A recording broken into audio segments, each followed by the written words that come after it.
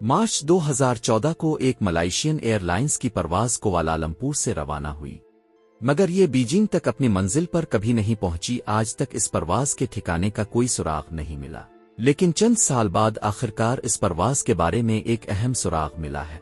Ikraj AI की इस नई वीडियो में खुश आमदीद नाजरीन। ये वाकया 8 मार्च 2014 का है, यानी तकरीबन 11 साल पहले फ्लाइट मलेशिया एयरलाइन की परवाज MH370, जिसे दुनिया आसमान का बादशाह कहती, कुआलालंपुर से बीजिंग के सफर पर रवाना हुई।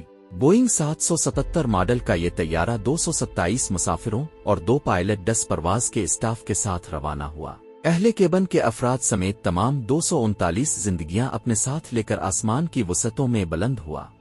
रात के ठीक 12:41 थे। जनूबी चीन के समंदर के ऊपर 8,300 फुट की बुलंदी पर तैयारा पुरसुकून अंदाज में फिजा को चीरता हुआ आगे बढ़ रहा था। कॉकपिट में सब कुछ मामूल के मुताबिक था। कप्तानी तजर्बाकार ज़ेरी अहमद शाह के हाथ में थी और उनके साथ तरबियत हासिल कर रहा था को पायलट फारिक अब्दुल हमीद। बाहर सितारों से जगमगाता आसमान, नीचे लामहदूद समंदर। कुछ मुसाफिर नींद की वादियों में खो चुके थे, कुछ अपनी मंजिल के ख्वाब देख रहे थे और चंद लोग मौसीकी में सरशार थे। किसी को अंदाजा न था कि ये रात उनकी जिंदगी के इख्तितामी लम्हे की होगी। परवाज को 1 घंटा ही गुजरा था कि एयर ट्रैफिक कंट्रोल के रेडार पर एक हल्का सा सिग्नल नमूदार हुआ।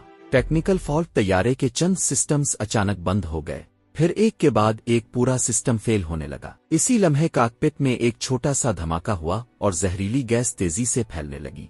चंद ही लम्हों में दोनों पायलट बेहोश हो गए। वो इमरजेंसी सिग्नल भेजने ही वाले थे कि अचानक जहाज रेडार से हमेशा के लिए गायब हो गया। कॉकपिट अंदर से लॉक था और बाहर से इसे खोलने का कोई रास्ता नहीं था। जब तैयारे में हलचल शुरू हुई तो अंदर शोर मच गया। लोगों ने कॉकपिट का दरवाजा तोड़ने की कोशिश की, मगर वो फौलाद की दीवार की तरह मजबूत था। अब तैयारा ऑटो पायलट पर था।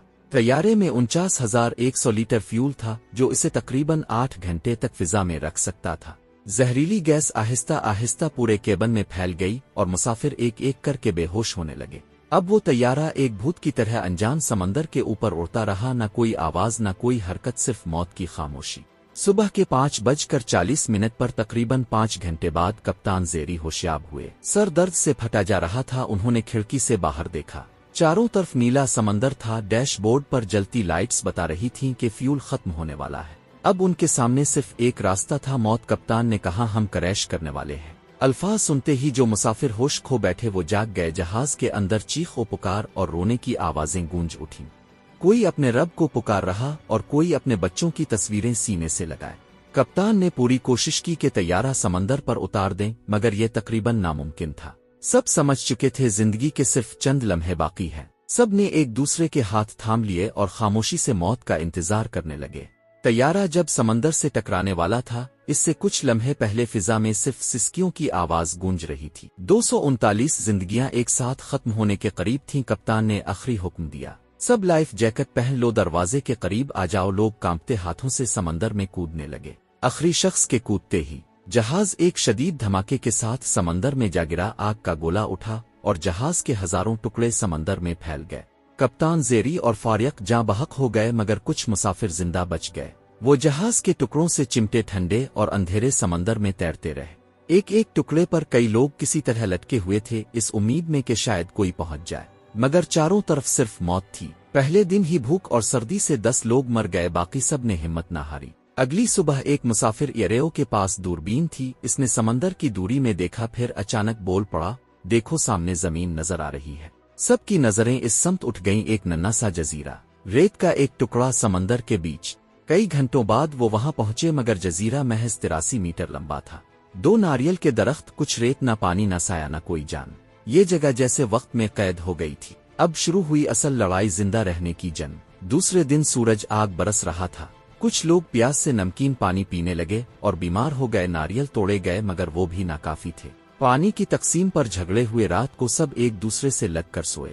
रेत पर SOS लिखा गया और जहाज के टुकड़ों से रोशनी के सिग्नल बनाए गए।